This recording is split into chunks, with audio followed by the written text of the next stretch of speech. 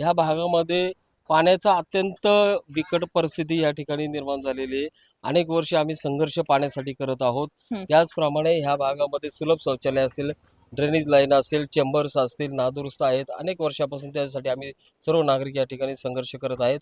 मी गेली 3 दिवस आमरण उपोषणासाठी बसलेलो होतो, परंतु हा प्रश्न या ठिकाणी काही सुटलेला नाही।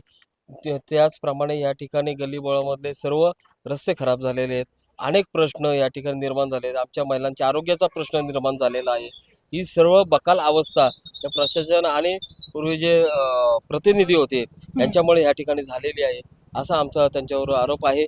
त्यांनी जर या ठिकाणी लक्ष दिलं असतं तर ही अवस्था ह्या जनता वसाहत विकास संघ आणि ह्या भागाची शाहू सोसायटी असेल, पलीकडचा गणेश मंदिराचा भाग असेल, ह्या अत्यंत हा नागरी एक स्लम एरिया आहे। बहुजन समाजातील सर्व नागरिक या ठिकाणी राहतात आणि या नागरिकांचे अतोनात पाण्यासाठी हाल होतात। तर आमची एवढीच विनंती आहे की हा जे पाण्याच्या प्रश्नासाठी सर्व नागरिक या ठिकाणी जे कोणी आमचा पाण्याचा प्रश्न या ठिकाणी सोडवणार आहेत, म्हणून आम्ही सर्व नागरिक या ठिकाणी भाजपाचे जे उमेदवार आहेत त्या भाजपच्या उमेदवारांच्या पाठीमागं आम्ही पाण्यासाठी उभं राहत आहोत।